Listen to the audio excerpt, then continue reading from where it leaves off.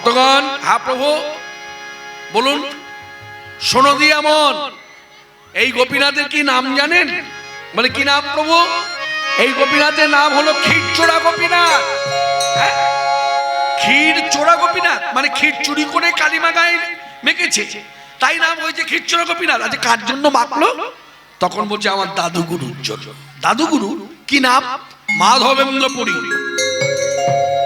তাহলে ভক্তগণ মন দিয়ে শুনুন, চৈতন্যদেব বলছেন শ্রীমুখের কথা, মন দিয়ে শুনুন।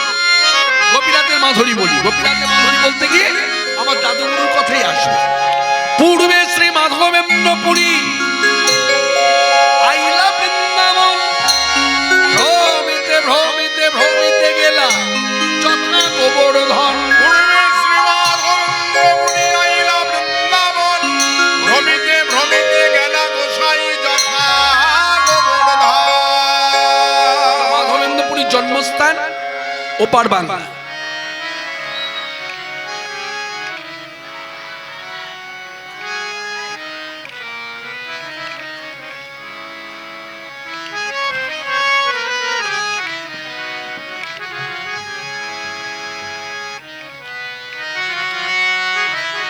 ওরা সবাই লেখাপড়া করে না? হ্যাঁ, না না হাসবেন না, আমি হাসির কথা বলিনি। ওরা সবাই লেখাপড়া করে, তো যা বয়স সীমা দেখছি সবাই লেখাপড়া করে। ভালো, উন্নতি হোক, কি আর বলবো বক্তা হয়ে। আপনারা মায়েরা বাবারা ওদের যারা গুরুজন তারা একটু সাবধানে থাকবেন। আসছে দিন অপেক্ষা করুন, সব হাতে নাতে টের পেয়ে যাবেন, সব হাতের সামনে ফল পেয়ে যাবেন। যাই হোক, আপনি এই যে যার ছেলে মেয়েগুলো চিৎকার চেঁচামেচি করলো, আপনি সিনেমা দেখতে নিয়ে গিয়ে এইভাবে চিৎকার চেঁচামেচি করলে আপনাকে 10 জন ছেড়ে দিত? ছাড়তো না। রীতিমতো বাজে ভাবে আপনাদেরকে অপমান করে, আপনাদেরকে কটূক্তি করে সিনেমা হল থেকে হয়তো তাড়িয়েই দিত।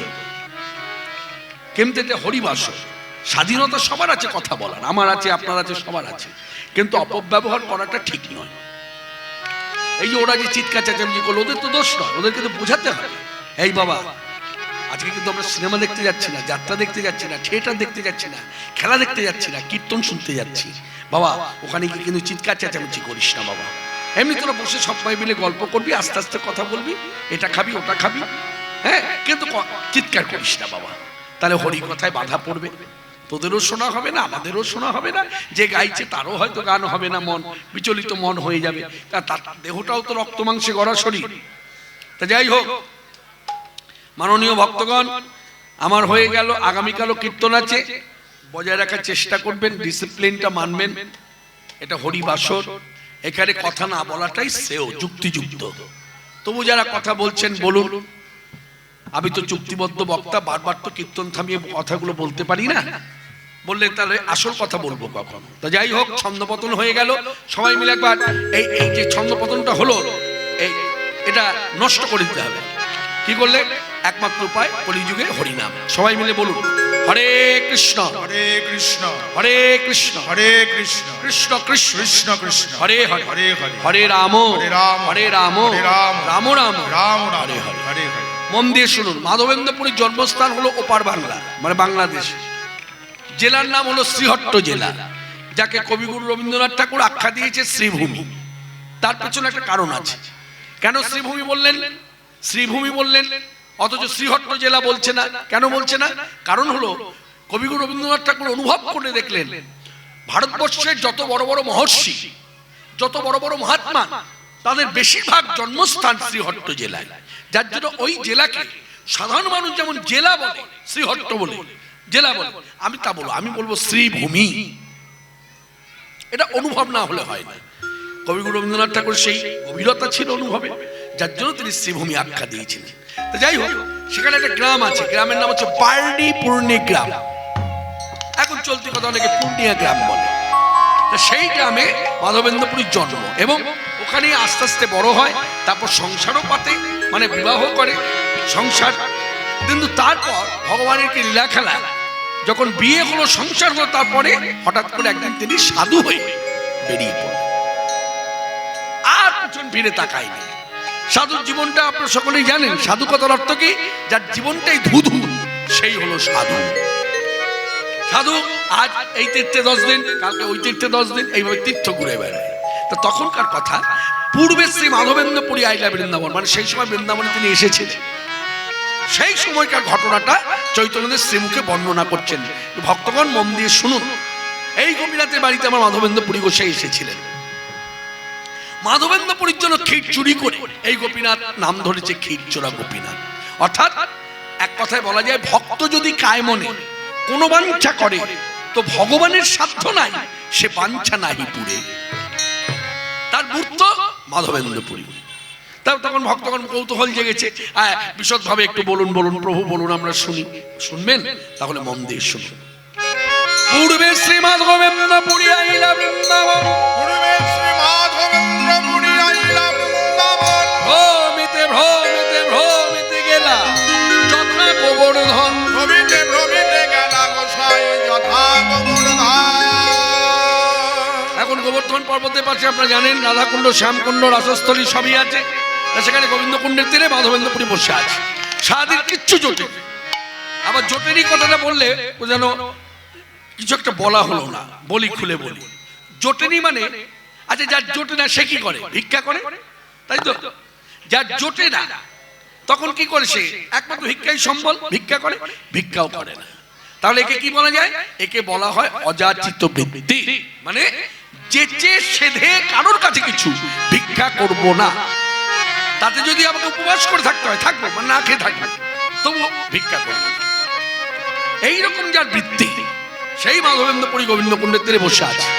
আর বসে জয় রাধা রমণ জয় কুঞ্জ বিহারী কুলধ্বনি হরি বল হরি বল হরি বল। জয় কুঞ্জ বিহারী, জয় রাধা রমণ জয় কুঞ্জ বিহারী। জয় রাধা রমণ, জয়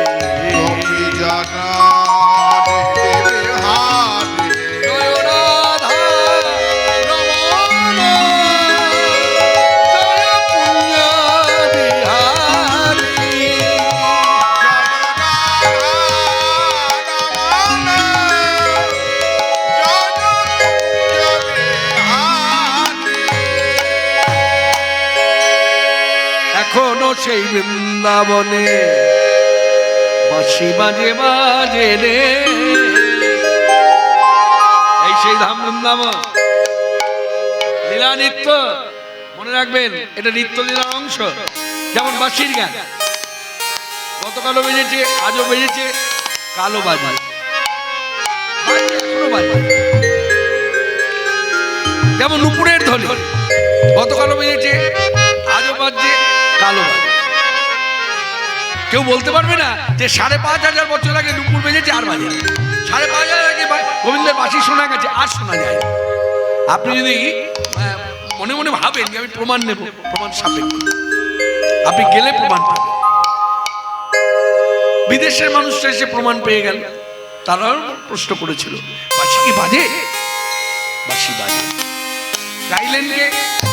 মাতৃসাধক খ্যাপা ভাবা পাগল কানলার মন্দিরে বসে, বয়োবৃদ্ধ, চলতে পারে না, হাঁটতে পারে না, চলতে গেলে লোক ধরে রাখে, এই এমতো অবস্থায় গানটি লিখেছে। এখনো সেই বৃন্দাবনে বাঁশি বাজে বাজে রে, এখনো সেই বাঁশি বাজে বাজে রে, এখনো সেই বৃন্দাবনে বাঁশি বাজে বাজে রে, এখনো সেই বৃন্দাবনে। কালার বাঁশি শুনে, কালার বাঁশি শুনে বনে বনে কত শত ময়ূর নাচে রে, এখনো সেই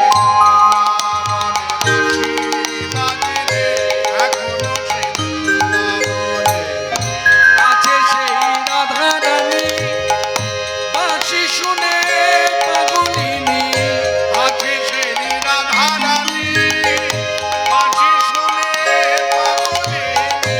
আছে সেই রাধা রানী,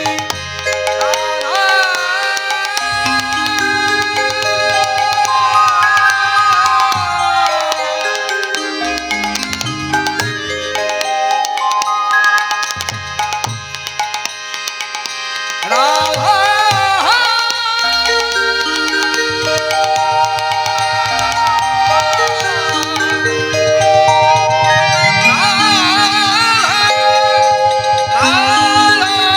রানী পাগলিনী, মনে মোহিনী, কৃষ্ণ বক্ষ বিলাসিনী, মহাভাব স্বরূপিনী, রাধা লক্ষ্মী ঠাকুরানী, মোদের রাধা রানী, রাধা রাধা।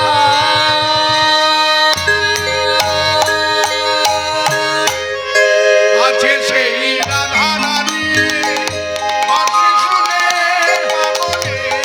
অভিশানে সে যে অষ্টসখী শিরোমণি, নব নব নব সাজে রে, এখনো সেই বৃন্দাবনে বাঁশি বাজে রে, এখনো সেই বৃন্দাবনে বাঁশি বাজে বাজে রে, এখনো সেই বৃন্দাবনে। এখনো সেই গাভীগুলি গোচরণে ছড়ায় ধুলি, এখনো সেই গাভীগুলি গোচারণে ছড়ায় ধুলি। সখা শোনে, বন্ধু শোনে, কোলাকুলি, রাখাল শোনে, এখনো সেই বৃন্দাবনে বাঁশি বাজে রে, এখনো সেই বৃন্দাবনে বাঁশি বাজে বাজে রে, এখনো সেই বৃন্দাবনে।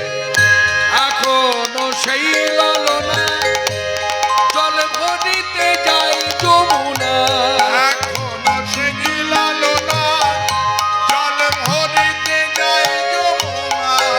এখনো সেই ললনা, মানে আলা ভোলা গোয়ালা মেয়েরা যারা ভগবান শ্রীকৃষ্ণকে ভালোবাসে, যাদের ভালোবাসার রীতিনীতি ধারা গোবিন্দ তোমার হলাবে বলে, তুমি আমার হলে কিনা জানি না, তুমি আমার কবে হবে আমি তাও জানি না, তুমি আমার হবে কি হবে না আমি তাও জানি না, তুমি আমার হতেও পারো আমার নাও হতে পারো, কিন্তু আমি তোমার, আমি তোমার, তোমারই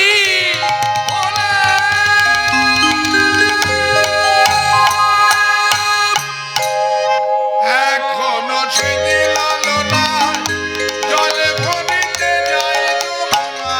গো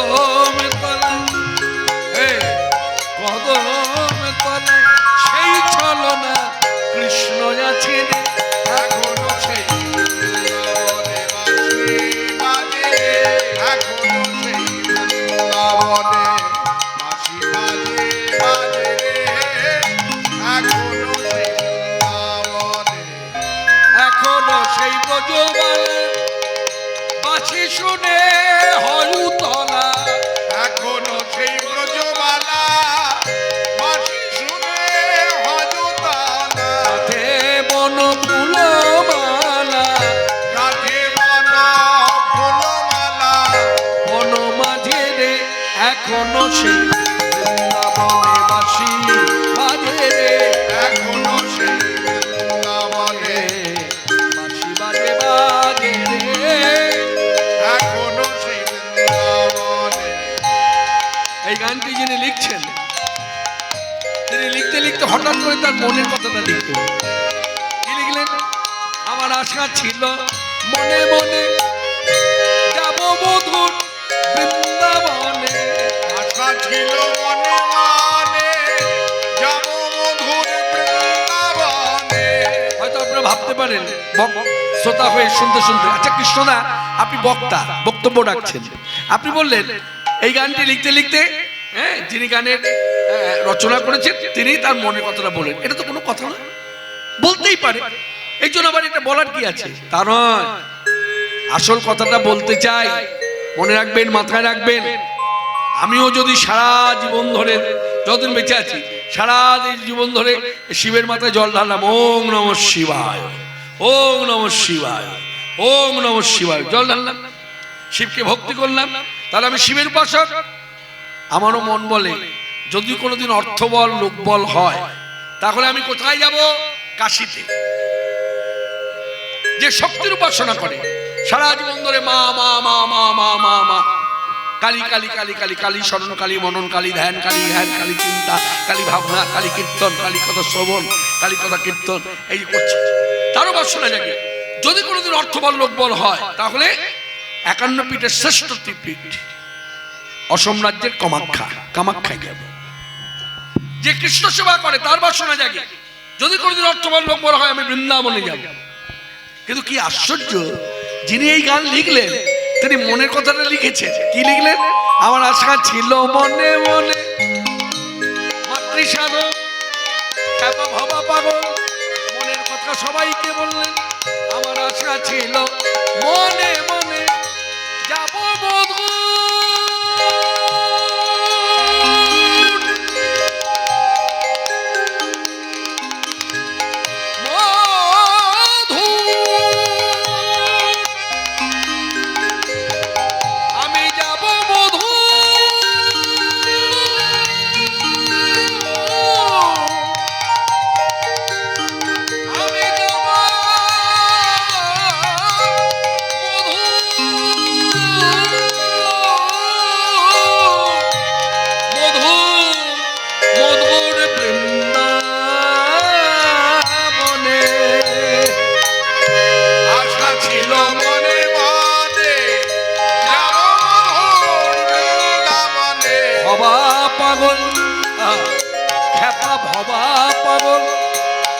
সবাই বলুন জয় ভবা, জয় ভবা, জয় ভবা, জয় ভবা, জয় ভবা, জয় ভবা। ভবা পাগল রয় বাঁধনে, মায়ার কাছে নে, মায়ার কাছে, মায়ার কাছে, এখনো সেই বৃন্দাবনে বাঁশি বাজে রে, এখনো সেই বৃন্দাবনে বাঁশি বাজে বাজে রে, এখনো সেই বৃন্দাবনে কানার বাঁশি শুনে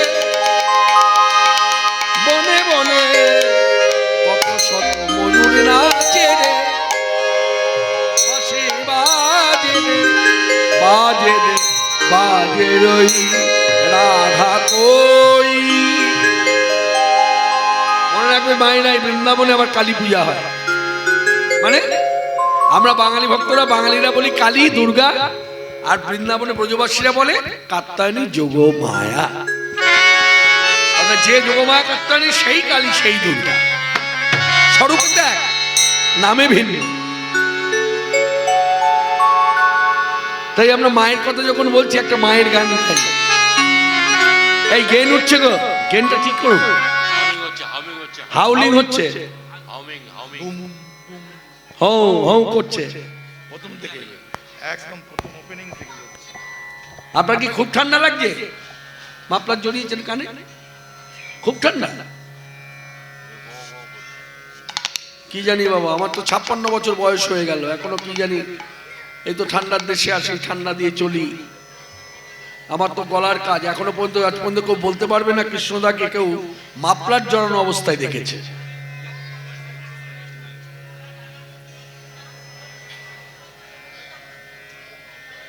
হে আস্তে বাবা, আস্তে আস্তে, হ্যাঁ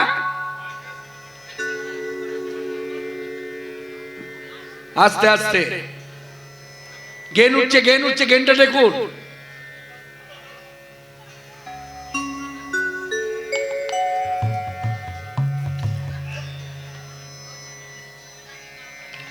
কিছু বুঝতে পারছে না। আচ্ছা রাখুন রাখুন, ঠিক আছে। তা মায়ের গানটা গায়।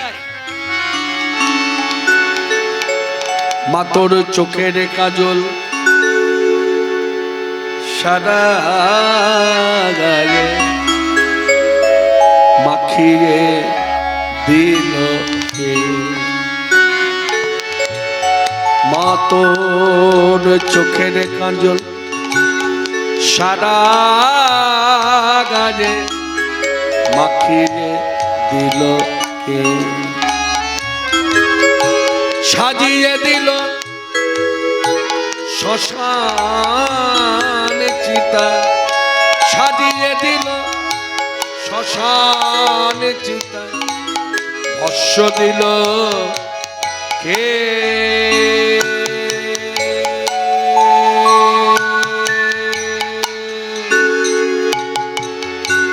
চোখের কাজ সাদা গায়ে মাখিয়ে দিল কে?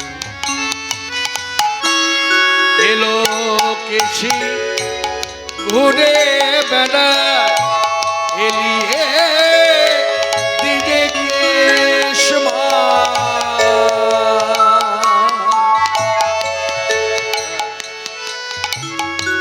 এলো কেশি ঘুরে বেড়াস এলিয়ে দিকে কেশ দেখি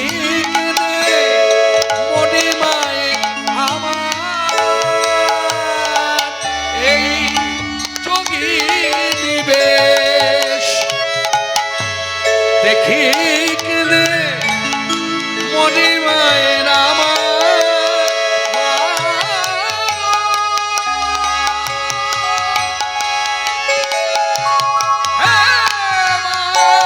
ব্রহ্মময়ী করল বদনে মা মা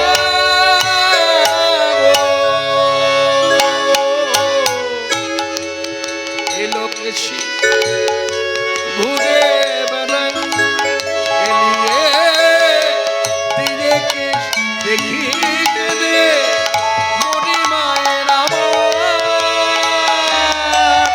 এই যোগীর বেশ।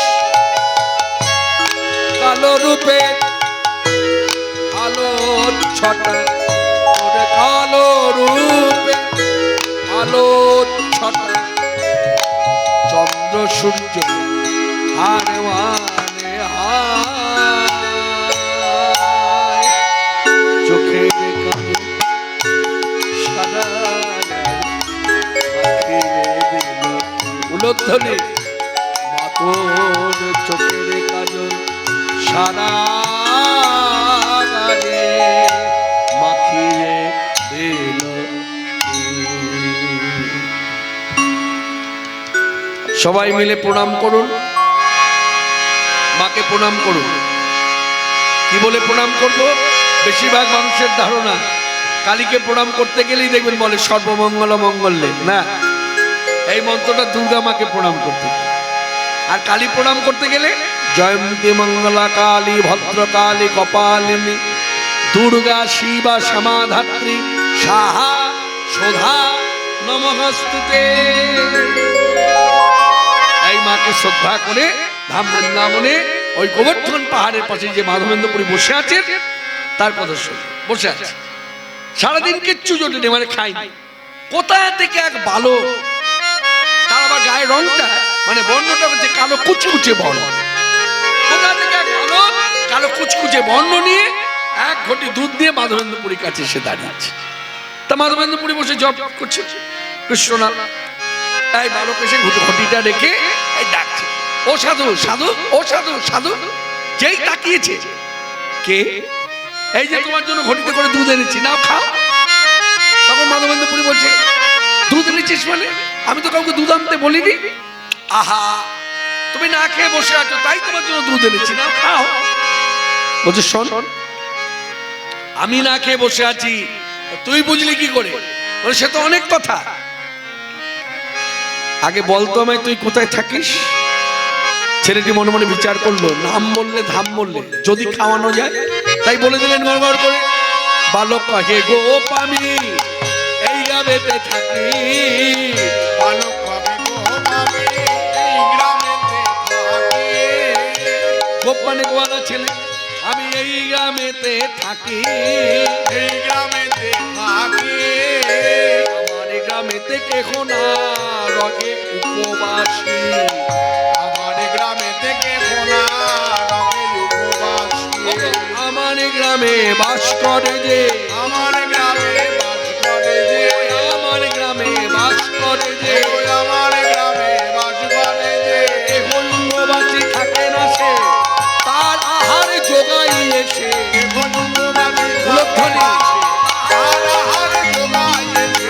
এখন উপবাসী থাকতে আছে, আমার গ্রামে বাস করে যে, আমার গ্রামেতে কেহ না রগে উপবাসী। আমার গ্রামে থেকে ভোলা রবে উপবাসী। সার কথা কি হলো? বলছে আমার গ্রামে এসে যারা বসতি করে তারা কেউ না খেয়ে থাকে না। কথাটা কিন্তু এখনো সত্য। মনে রাখবেন, বৃন্দাবন ধামকে আর কলকাতাকে এক করলে হবে না। বৃন্দাবন ধামের মাহাত্ম্যই আলাদা। ওই মাটিতে কোনো ব্যক্তি, সে আমি বা আপনি, অর্থবল লোকবল ছাড়া যদি কি যাই, অর্থবলও নাই লোকবলও নাই, একাই গেলাম। এইভাবে ধরুন, জ্যামিতি করতে গেলে যেমন শূন্য ধরতে হয়, ঠিক সেই রকম কথা ধরতে হবে, নাহলে তো মীমাংসা হবে না। তা ধরুন আমি বা আপনি অর্থবল লোকবল নাই, তবু গেলাম। এখন গেলাম, খাবো কি? কেউ কাউকে তো চিনি না, কে দেবে খাওয়া? কি হবে, আমার কি গতি হবে? মনে রাখবেন, মাথায় রাখবেন, ভগবান শ্রীকৃষ্ণের শ্রীমুখের বাণী, আমার গ্রামে সে মানে আমার ভূমিতে সে যে বসতি করবে, সে কখনোই না খেয়ে থাকবে না, আমি তাকে খাদ্য যোগাবো। কথাটা তখনও বলেছেন, আজও বলছেন, কালও বলছেন। তখনও সত্য, আজও সত্য, এবং আগামী দিনেও সত্য, মহাসত্য। শুধু সত্য নয়, মহাসত্য। তা ছেলেটি যখন বলেছে, তখন বলছে, হ্যাঁ, তোর গ্রামে যে যারা বাসা বাঁধে তারা কেউ না খেয়ে থাকে না? বলছে না। আর আরেকটা কথা কি জানো, যার মধ্যে অযাচিত বৃত্তি আছে তার তো খাদ্য আমিই দেবো, কারণ সে তো আমার উপর নির্ভর করে থাকে। ও মা, এইটুকু ছেলে এত বড় বড় কথা কি বলছিস রে? না না না, খাও তো দেখি। বলছে, এই একটা কথা বলবো, আমি না খেয়ে বসে আছি, তুই বুঝলি কি করে? এই দেখো, এটাও বলতে হবে, তাহলে শোনো মন দিয়ে। এই গ্রামের গোয়ালা মেয়েরা নিত্যই গোবিন্দ কুণ্ডে জল নিতে আসে। আজকেও জল নিতে এসেছিল। জল নিয়ে যখন ফিরে যাচ্ছে, তখন তারা তোমাকে দেখেছে, দেখে তারা বুঝেছে তুমি না খেয়ে বসে আছো। তাই তারা গিয়ে আমাকে ধরলো, আমাকে বললো, যা এক ঘটি দুধ দিয়ে সাধুকে খাইয়া। তাই এলাম। জলে নিতে স্ত্রীগণে আসে, তোমারে দেখি গেল। জল নিতে শ্রীগণে আসি, তোমারে দেখি গেল। স্ত্রীগণে দুগ্ধ দিয়া আমারে পাঠাইল। জল নিতে শ্রীগণে আসি, তোমারে দেখি গেল। শ্রীগণে দুগ্ধ দিয়া আমারে পাঠাইল। কি বললি? ওই গ্রামের গোয়ালা মেয়েরা বলেছে আর তুই এনেছিস? তা বলে তুই কি ওদের চাকর নাকি? যা বলে তাই করিস? যদি ভাবো তাই, না খাও তো দেখি। এই শোন, আমার কথা তো এখনো বলিনি, আমার কথাটা শোন। আমি কারোর কাছে কিছু যেচে সেদে কিছু খাই না। অতএব তুই দুধের ভান্ডের দুধ নিয়ে যা, ফিরে যা, আমি খাবো না। এই শোনো, এই বয়সে তোমার যদি জেদ হয় আমি খাবো না, তাহলে তোমার থেকে বয়সের সময় আমার অনেক কম, আমারও জেদ আছে, রইল ভান্ডা আমিও চললাম। এই বলে দিল ছুট। যখন ছুটে চলে যাচ্ছে, মাধবেন্দ্রপুরী ছিল বসে, এই গাছের তলায় বসেছিল, উঠে দাঁড়িয়ে, এই ছোড়া, আরে এই ছোড়া, এদিকে আয়, আয়, আয়। আর আসে দূরে দাঁড়িয়ে হাত নেড়ে বলছে দুধটা খেয়ে নিও। মাধবেন্দ্রপুরী চিৎকার করে বলছে ভাণ্ড কে নেবে? চিৎকার করে ছেলেটি উত্তর দিলেন, প্রতি উত্তর চিৎকার করে, ভাণ্ডটা মেজে ধুয়ে রেখে দিও, আমি পরে এসে নিয়ে যাব, দুধটা খেয়ে নিও। কিন্তু যতদূর পর্যন্ত দৃষ্টি যায় মাধবেন্দ্রপুরী তাকিয়ে দেখল, তারপর কোথায় যেন ছেলেটি অদৃশ্য হয়ে হারিয়ে গেল, আর তাকে দেখা যাচ্ছে। অবশেষে মাধবেন্দ্রপুরী কি করবে, ওই যে ভান্ডে করে দুধ নিয়ে এসেছে সেই দুধ এবার হাতে নিল, নিয়ে ওই গিরিরাজ, গোবর্ধন পাহাড় তো পাশে, গোবর্ধনে গিরিরাজ অনুভব, সেই গিরিরাজকে সেবা দিল, মানে গোবিন্দকে সেবা দিল। না প্রভু তুমি আগে পাও, তারপর আমি পাবো, এই বলে 10 বার বীজ জপ করে নিবেদন করে দিল। নিবেদন করে বসে আছে, শুধু কি বসে থাকতে পারে? দেখবেন অনেক, যেমন আপনাদের এখানে যখন ভোগ হয়, মন্দির ভাগে যখন ভোগ লাগে, তখন আপনারা কি করেন? ভোগ আরতি কীর্তন করেন না? ঠিক সেই রকম গোবিন্দের সেবা দিয়ে মাধবেন্দ্রপুরী হাতে তালি নিয়ে গাইছে, জয় কেশব মাধব হে গিরিধারী হে মুরারি,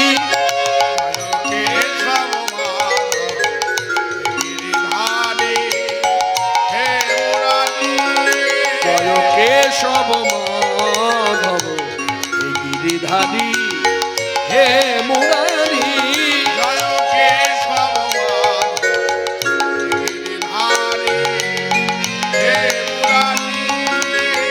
তুমি সত্য রজতম নম কৃষ্ণ ত্রিবিক্রম ভকত বৎসল্য দামোদর,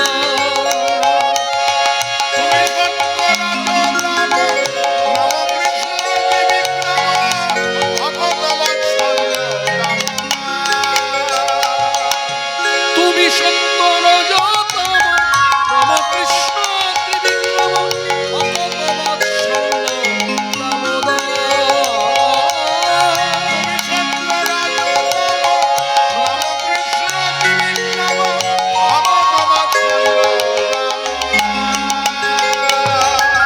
তব চরণে প্রণতি,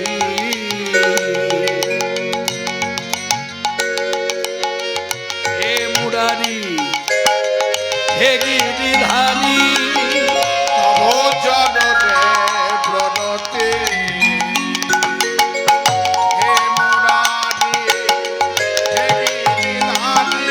জয় কেশব মাধব হে গিরিধারী হে মুরারি,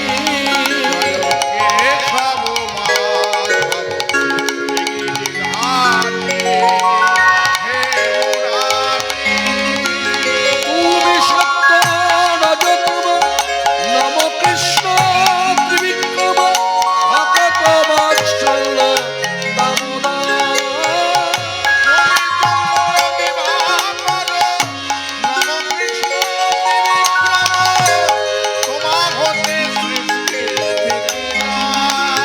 চরণে প্রণতি, হে মুরারি হে গিরিধারী,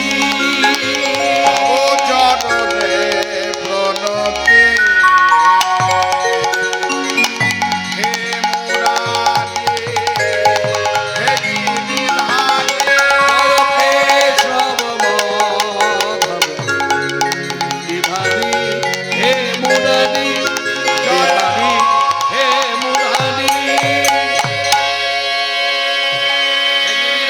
হে মুরারি হে গিরিধারী হে মুরারি। এই সেবা হয়ে গেল, 10-15 মিনিট কেটে গেল, এবার মাধবেন্দ্রপুরী তালি দিয়ে এবার দুধের ভাণ্ড আচমন করিয়ে দুধের ভাণ্ডটা হাতে নিয়ে পান করছে। এই খেতে খেতে ভাবছে, জীবনে দুধ খেয়েই বড় হয়েছি, কিন্তু এত স্বাদ তো কোনোদিন পাইনি, নিশ্চয়ই ছেলেটা দুধের মধ্যে কিছু মিশিয়ে দিয়েছে, হ্যাঁ যার জন্য স্বাদ বেড়েছে। আচ্ছা জানবো কি করে? ছেলেটা বলেছে না আসবে ভাণ্ডটা মেজে ধুয়ে রাখতে, আমি মেজে ধুয়ে রাখি, আসবে আসবে তো, এলে পরে ধরবো, ধরলেই জানতে পারবো। এই বলে ভাঙলো মেজে ধুয়ে বসে আছে। ওমা বেলা গড়িয়ে গেল, তখন সকালবেলার ঘটনা, বেলা গড়িয়ে গেল তখনও আসে না। বৈকালিয়ে এসে গেল তখনও আসে না। সান্ধ্য সময় এসে গেল তাও আসে না। রাত্রি তাও আসে না। তখন মাধবেন্দ্রপুরী আহা ভগবানকে উদ্দেশ্য করে বলছে, প্রভু তুমি আসবে বলে এলে না, আসবে কিনা তাও জানি না, তবে আমার নিবেদন তুমি অবসর যদি তুমি অবসর যদি পাও, তবে ক্ষণিকের তরে আমার দুয়ারে, ক্ষণিকের তরে আমার দুয়ারে ক্ষণিক এসে দাঁড়াও, অবসর যদি পাও। নয়নে আমার শ্রাবণে ধারা ঝরে, দাও গো মুছায়ে ও দুটি কোমল করে। নয়নে আমার শ্রাবণে ধারা ঝরে, দাও গো মুছায়ে ও দুটি কোমল করে। আমার নয়ন আকুল, হৃদয় ব্যাকুল, আমার নয়ন আকুল, হৃদয় ব্যাকুল, অকুলে কুল মিলাও, অবসর যদি পাও, তবে ক্ষণিকের তরে আমার দুয়ারে ক্ষণিক এসে দাঁড়াও। কামনার শিখা সদাই জ্বলিছে অশান্ত অন্তরে, নীরবে নিভৃতে বেদনা কাঁদিয়া কাঁদিয়া মনে।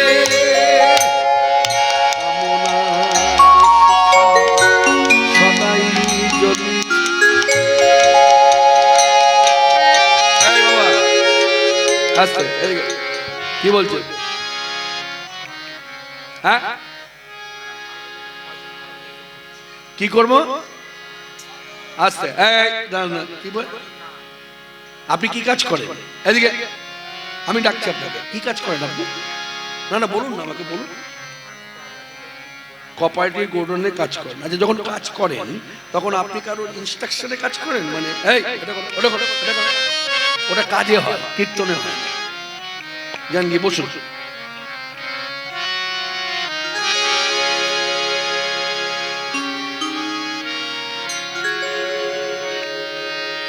ভাবটাই কেটে গেল সব। এটা গান নয়, এটা বুঝতে হবে, কীর্তন ভাবের ব্যাপার। হ্যাঁ, এই যে বাধা পড়ে গেল। যাই হোক, সবাই মিলে বলুন হরে কৃষ্ণ হরে কৃষ্ণ কৃষ্ণ কৃষ্ণ হরে হরে, হরে রাম হরে রাম রাম রাম হরে হরে। কামনার শিখা সদাই জ্বলিছে অশান্ত অন্তরে,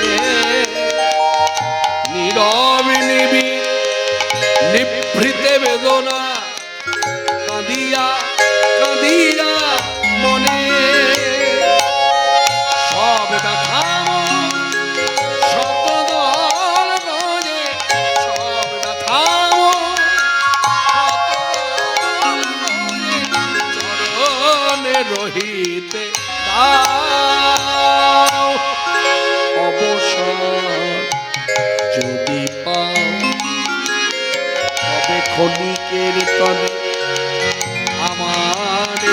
প্রাণে ক্ষণিক এসে দাঁড়াও। হে কৃষ্ণ করুণা সিন্ধু তুমি মনে করুণা করো, তুমি মনে করুণা করো, তুমি মনে করুণা করো। করুণা করো। এই, যাকে ডেকে ডেকে পেল না, মাধবেন্দ্রপুরী যখন ওই বৃক্ষতলে শুয়ে পড়েছে তখন রাতের অন্ধকারে স্বপ্নে দর্শন দিল, এবং স্বপ্নে দর্শন দিয়ে বলছে মাধবেন্দ্রপুরী কে, আমার নাম ধরে কে ডাকে? তখন দেখে সামনে এক গোপ বালক দাঁড়িয়ে আছে, এরকম দুধের ঘটি হাতে দাঁড়িয়ে আছে। এ কি, তুমি তো সেই গোপ বালক, তোমার দেওয়া দুধ আমি খেয়েছি। এই, আস্তে বাবা, আস্তে আস্তে।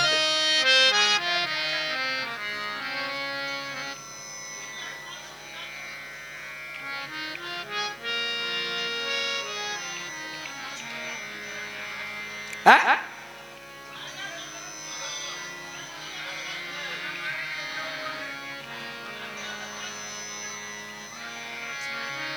আস্তে আস্তে। যে কথা বলছিলাম, মাধবেন্দ্রপুরী এই বসে আছে বৃক্ষতলে, শুয়ে পড়েছে। যখন শুয়ে পড়েছে তখন স্বপ্ন দেখছে। এই স্বপ্নের মধ্যে দেখছে ওই গোপবালক দুগ্ধ ভাণ্ডাতে এসে দাঁড়িয়েছে। তা বলছে তোমার দেওয়া দুধ তো আমি খেয়েছি, তুমি তো আমাকে বললে ভাণ্ডটা বেজে ধুয়ে রেখে দিতে, আমি রেখেও দিয়েছি, কই এলে না তো নিতে।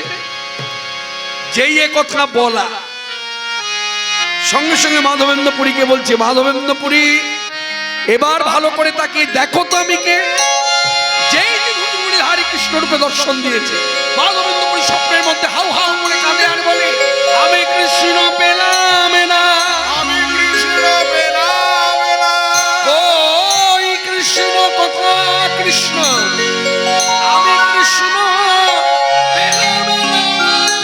ঘরের বাহির করে ছয়া বাসিতে কহিয়া কথা, আমার বাসিতে কহিয়া কথা, কথা প্রাণে মধুয়া।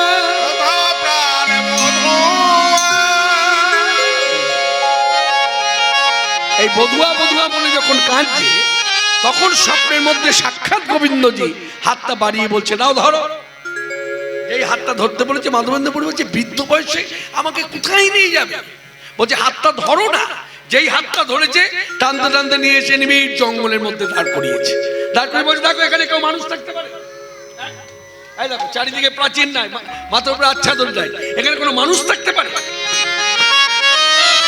তখন বলছে না, এখানে তো কোনো মানুষ থাকতে পারে না, তাহলে এখানে আমি পড়ে আছি বছরের পর বছর ধরে। আমার সেবক, তোমাকে সেই কথা বলি, আমার সেবক যার নাম বজ্রনাথ, বিধর্মীর অত্যাচার যখন চারিদিকে, তখন ভয়ে ডরে আমার যেন কোনো ধ্বংস না হয়, আমি যেন এইভাবে সশরীরে থাকতে পারি, তার জন্য আমাকে কি করে রাখলো যেন, মাটি চাপা দিয়ে রাখলো। মাটি চাপা দিয়ে সে চলে গেল, ভাবলো শান্তি ফিরে এলে আবার আসবো, কিন্তু গেল আর এলো না। তাই মাধবেন্দ্রপুরী তুমি বৃন্দাবনে আসবে আমি জানতাম, তাই আমি তোমাকে বলছি, তুমি যখন এসেছো আমাকে উদ্ধার করো। যেই বলেছি উদ্ধার করো, তখন বলছে আমি তোমাকে উদ্ধার করবো। আমি তোমাকে উদ্ধার করবো কি করে? তুমি মাটি চাপা আছো, আমি কি করে করবো? তোমার যদি উদ্ধার হবার ইচ্ছা হয়ে থাকে তো কার্যটা করিয়ে নাও। যেই এইভাবে বলেছি করে নাও, তখন গোপালদেব স্বপ্ন থেকে সরে গেল। যেই সরে গেছে স্বপ্ন রাত্রি ভোর হয়ে গেল, মাধবেন্দ্রপুরী আর থাকতে পারছে না। স্বপ্নের কথা তো আমার সবাইকে বলতে হয়। এই গ্রামবাসীদের ডাকলেন, জড়ো করলেন, সবাই জড়ো হলো। এই সবাইকে ডেকে ডেকে বলছি, শুনুন, আমি স্বপ্নের মধ্য দিয়ে জানলাম এই গ্রামে কুঞ্জের ভেতরে লুকিয়ে আছে গোপালদেব, আপনার উদ্ধার করবেন। তখন বলছে আপনি জানলেন কি করে? বলে আমি স্বপ্নে দেখেছি। বলে স্বপ্ন কখনো সত্য হয়? বলে চলুন না আগে মাটি খুঁড়ে দেখি। এই তখন মাটি খুঁড়তে লাগলো, মহা মহা বলিষ্ঠ লোকধরি একত্র করিয়া, একত্র করিয়া, মহা বলিষ্ঠ লোক একত্র করিয়া, একত্র করিয়া, ও পর্বত পরি গেলা গোসাই গোপাল লইয়া, গোপাল লইয়া, পর্বত পরে গেলা গোসাই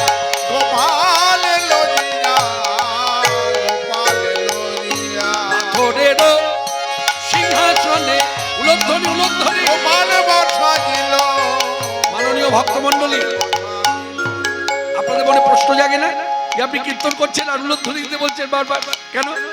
এইভাবে ভাবনা। আচ্ছা, আজকে কি বার গেল? বুধবার। কালকে কি বার? বৃহস্পতিবার। বৃহস্পতিবারের সব জায়গায় কি একই ধারা? ঘরের মায়েরা কি করবে? লক্ষ্মীর ঘট পাতবে। তা লক্ষ্মীর ঘট যখন আমরা পাতি তখন কি করি? 10 জনকে ডেকে এনে তো বলি না যে আপনার উলুধ্বনি করুন, তখন নিজের ঘট পাততে গেলে নিজেই হুলু হুলু দিয়ে ঘট পাতবে। তাহলে লক্ষ্মীর ঘট পাত, সামান্য লক্ষ্মীর ঘট পাততে গেলে যদি উলুধ্বনি হয়, সেখানে সাক্ষাৎ গোবিন্দজি প্রতিষ্ঠা হচ্ছে। তা আমাদের করণীয় কি? হরিধ্বনি উলুধ্বনি পাথরেরও সিংহাসনে গোপাল বসাইল, জয় গোপাল, জয় গোপাল বসাইল, বলয়ে পাথর পৃষ্ঠে অবলম্ব দিল। বড়গার পাথর পৃষ্ঠে অবলম্ব দিল, গোপাল প্রতিষ্ঠা করিল। গোপাল দেব কি জয় গোপাল দেব কি জয় গোপাল দেব কি। জয়। এবার যা হয়, স্নানের আয়োজন হলো, বস্ত্র এনে দিল, তারপর খাওয়া দাওয়ার আয়োজন হলো। দই, দুধ, ছানা, মাখন, পিঠা, পরমান্ন, সাদান্ন, খেচড়ান্ন, পুষ্পান্ন, কত রকমের অন্ন, কত রকমের ভাজা, কত রকমের রসা, মন্না মিঠাই, রাশি রাশি, একেই বলে অন্নকূট। মনে রাখবেন, মাথায় রাখবেন কথাটা, মাননীয় ভক্তগণ, কথাটা মনে রাখবেন, মাথায়ও রাখবেন। বৃন্দাবনে প্রথম অন্নকূট করেছিলেন ভগবান শ্রীকৃষ্ণের পিতা নন্দ মহারাজ। কিন্তু সেই অন্নকূটের কথা আমরা বাঙালি ভক্তরা সবাই জানতে পারিনি। কেন না? বার্তা চারিদিকে প্রচার হয়নি। পরবর্তীকালে ভগবান শ্রীকৃষ্ণ চৈতন্যদেবের পরম গুরুদেব, চৈতন্যদেবের গুরুদেব হচ্ছেন দীক্ষাগুরু শ্রীবাদ ঈশ্বরপুরী, শ্রীবাদ ঈশ্বরপুরী দীক্ষাগুরু শ্রীবাদ মাধবেন্দ্রপুরী। অর্থাৎ চৈতন্যদেবের সঙ্গে সম্পর্ক হলো মাধবেন্দ্রপুরীর পরম গুরুদেব, দাদুগুরু। এই পরম গুরুদেবের হাত ধরে যখন গোপাল প্রতিষ্ঠা পেল, তারপর যে ভোগের আয়োজন হলো, একেই বলে অন্নকূট। এবং শুধু তাই নয়, এই কথা তো জানলাম, তার সঙ্গে আরো জানলাম অন্নকূটের প্রসাদের মহিমা।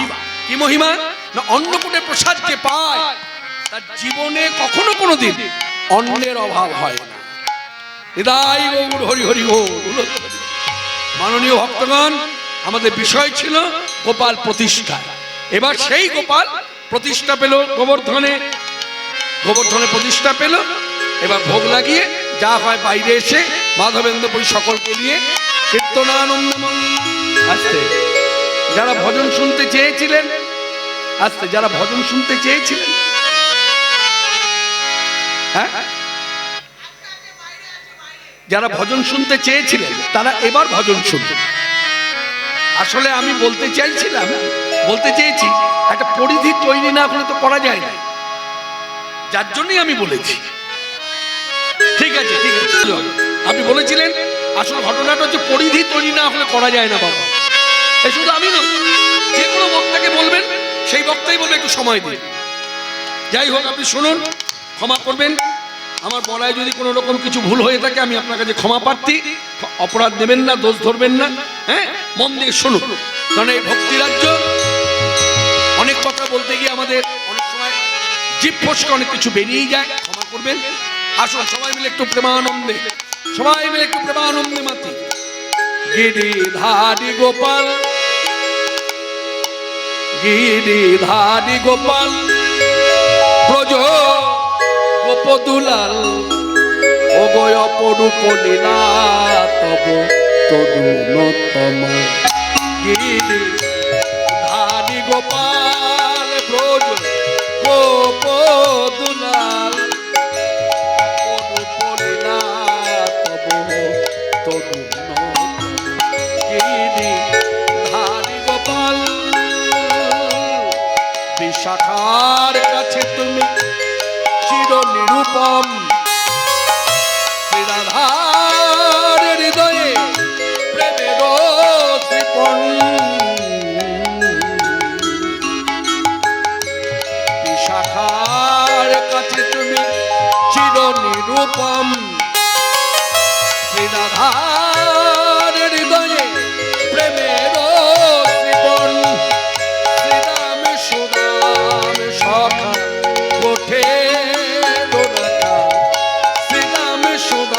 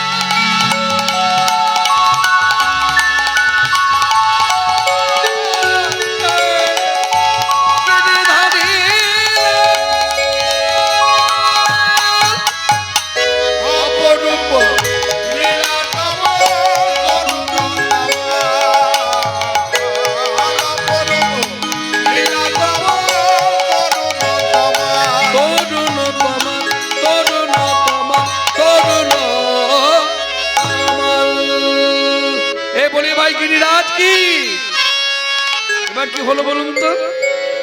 ভোগ লাগিয়ে তো কীর্তন করলো ভাই, তারপর কীর্তন সমাপ্ত করে 3 তালি দিয়ে যখন ভেতরে গেল, গিয়ে দেখছে অনেক ঘটে ভটি দিল সুবাসিত জল, বহুদিনের ক্ষুধায় গোপাল খাইল সকল। অনেক ঘট ঘটি দিল সুবাসিত জল, বহুদিনের ক্ষুধায় গোপাল খাইল সকল। কিছুই বাকি রাখলো না গো, তবু কিছুই বাকি রাখলো না গো, ক্ষুধার জ্বালায় সবে খাইল। বহুদিনের পরে গোপাল ক্ষুধার জ্বালায় সব খাইল, বহুদিনের পরে গোপাল ক্ষুধার জ্বালায় সব খাইল, কিছুই বাকি রাখলো না গো। বহুদিনের ক্ষুধায় গোপাল খাইল সকল। এবার ভাবুন মাননীয় ভক্তগণ, সবই যদি খেয়ে নেয় তাহলে প্রসাদ দেবে কি করে? বাইরে যারা অপেক্ষা মানা, সেখানে শুধু পুরুষ আছে তা তো নয়, ব্রজ গোপবালা যেমন আছে, গোপ আছে, ব্রজবালাও আছে, পুরুষ নারী হয়ে আছে। অপেক্ষা মানা মাধবেন্দ্র পুরী কি করলেন? গোপালের দিকে তাকিয়ে বলছে, এইভাবে কেউ খায়? হ্যাঁ, তুই যখন খেলে তখন কি কারোর কথা মনে পড়লো না? সবাইকে আমার প্রসাদ দিতে হবে, এখন আমি কি নিয়ে যাব বাইরে? আমি জানি না, আমি দাঁড়িয়ে আছি, আমি বাইরে যাব। এই যেই বলা, মাধবেন্দ্রপুরের অন্তরটা বুঝতে পেরে ওই পাথরের মূর্তি গোপাল দেব কি করলেন? যেমনটি ছিল পুনরায় তেমনই হইল, যেমনটি ছিল পুনরায় তেমনই হইল, মাধবেন্দ্রপুরীর ইচ্ছা পূর্ণ কইল। মাধবেন্দ্রপুরীর ইচ্ছা গোপাল দেব পূর্ণ করিল। মাধবেন্দ্রপুরীর ইচ্ছা পূর্ণ করল। ওই যে বলেছে, আমি কেউ জানি না কি দেবো তাদের হাতে, এই গোপাল সব ফিরিয়ে দিয়েছে। যেই ফিরিয়ে দিয়েছে, মাধবেন্দ্রপুরে আচমন করিয়ে তারপর এই প্রসাদ এনে জনজনে বিতরণ করলেন। সবাই প্রসাদ পেল, আর গোবিন্দ পুণ্যের জন্য আচমন করলেন।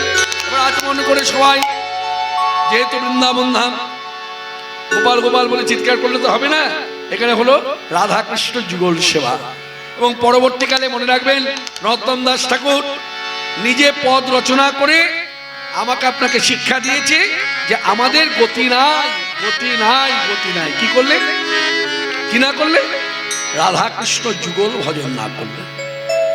যার জন্য যেখানেই দেখবেন সেখানেই দেখবেন রাধা কৃষ্ণ যুগল। এই দেখুন আপনাদের হরিবংশের গোপালও আছে, রাধা কৃষ্ণ যুগল আছে। আপনার বাড়িতে তাই রাধা কৃষ্ণ যুগলও আছে, আবার সামনে গোপাল দেবও আছে। এই নতুন নষ্ট করে একটা বিখ্যাত পদ, যে পদ শোনার জন্য আপনারা অনেক আশা করেছেন। হ্যাঁ, বড়জু দুলালা। আচ্ছা বাবা, বড়জু দুলালা গানটা না এই একটুখানি শুনবে না, মানে এটা এই বিষয়ের মধ্যে নয়। তুমি একটুখানি মুখড়াটা শুনতে চাইছো, তাহলে মুখড়াটা শোনো আস্তে। বড়জু দুলালার মুখড়াটা একটু শুনিয়ে দিই। বড়জু দুলালা हृदय मनवाला कन्हैया मेरा भैया, भैया रे कन्हैया मेरा।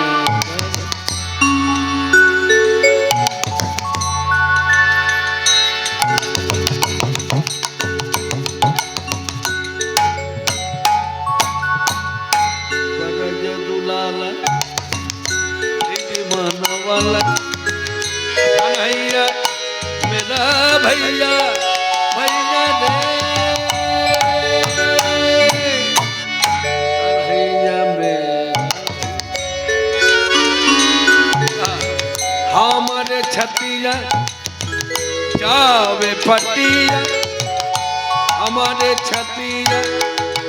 এই যে গানটি শুনছেন, এটা নিতাই চাঁদের শ্রীমুখের কথা। মানে কিরকম না, মানে বলানো হয়। এই কথাগুলো শ্রীপাদ নিতাই চাঁদ বলেছেন কিনা সেখানে হয়তো জিজ্ঞাসাবাদক চিহ্ন থাকতে পারে, কিন্তু এই গানটা যদি নিতাই চাঁদ বলছেন এটা বলা হয়, খুব একটা ভুল হবে না। তিনি যখন ঘুরছেন, কানাইকে খুঁজে বেড়াচ্ছেন, এই এই খুঁজতে খুঁজতে খুঁজতে খুঁজতে বৃন্দাবনে এসে কাছে যাকে পায় তাকে জিজ্ঞাসা করে, আচ্ছা আমার ভাই কোথায়? এই মথুরায় এসে যাকে কাছে পায় তাকে জিজ্ঞাসা করে, আমার ভাই কোথায়, আমার ভাই কোথায়? তখন বলছে, তোমার ভাই কি নাম? বলে কানাই। তো কথা তুমি এত ভালোবাসো? বলছে হ্যাঁ। তার অদর্শনে আমার বুকের ছাতিটা ফেটে যাচ্ছে। আমাদের ছাতি যাবে ফাটিয়া, ছাতিতে ঝাটিতে ঝাটি আর সানা দে, দে, ছাতিতে তার সানা দে। বনজ দুলালা হৃদি মনওয়ালা, কানহাইয়া মৃগা ভৈয়া ভৈয়া রে।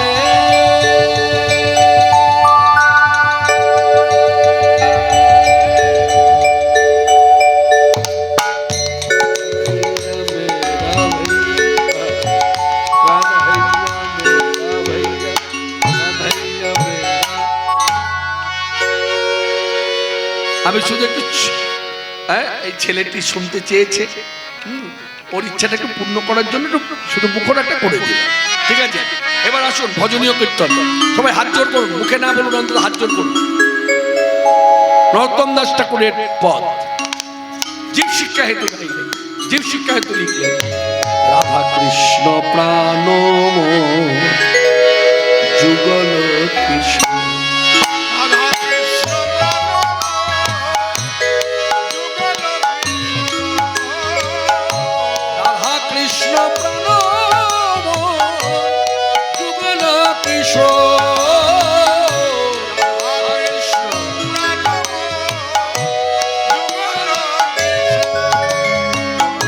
জীবনে মরণে দিবে, জীবনে মরণে দিবে, গতি নাহি মো যুগল কিশোর।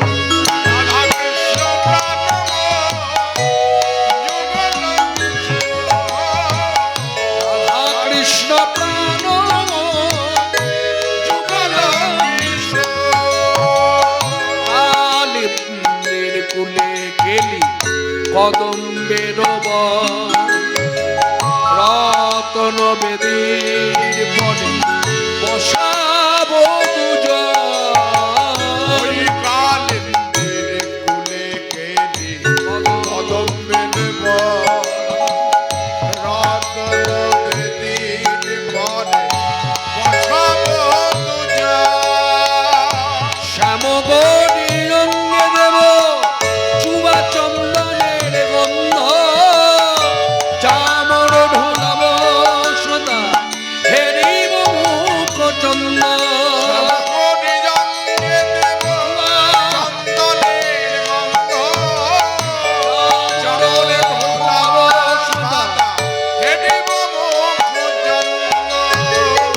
কাঠিয়া মালতীর মালা দেব দোহার গলে, কাঠিয়া মালতীর মালা দেব তোহার গলে। কাঠিয়া মালতীর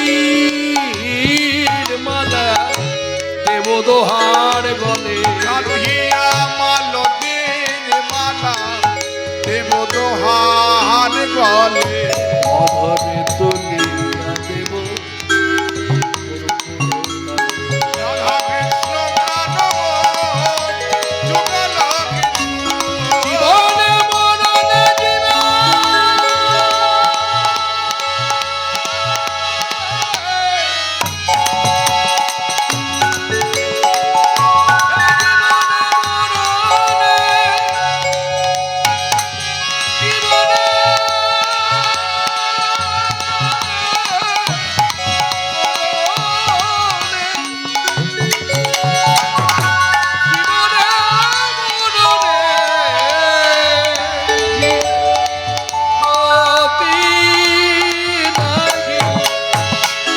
রাধা কৃষ্ণ প্রাণ যুগল কৃষ্ণ।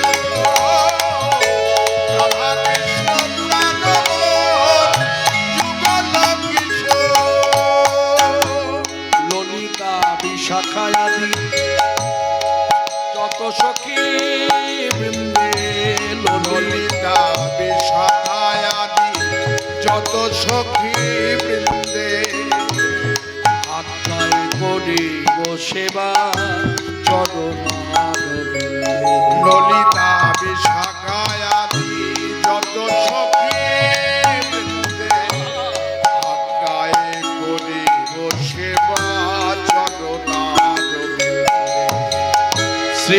কৃষ্ণ চৈতন্য প্রভু দাস অনুদাস সেবায় অভিলাষ করে নরোত্তম দাস।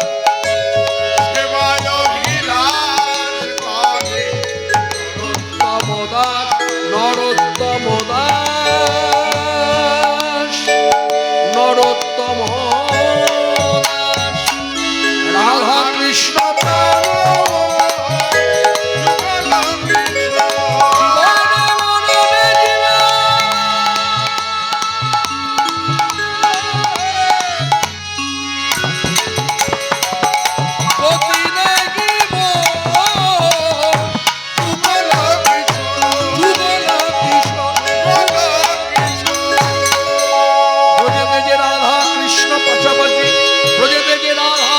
মুখোমুখি। এবার কলির জীবের ভাগ্যে আমার ভাগ্য আপনার ভাগ্য এই নদিয়ায় অবতীর্ণ হলেন মাখামাখি তনু আমার গৌর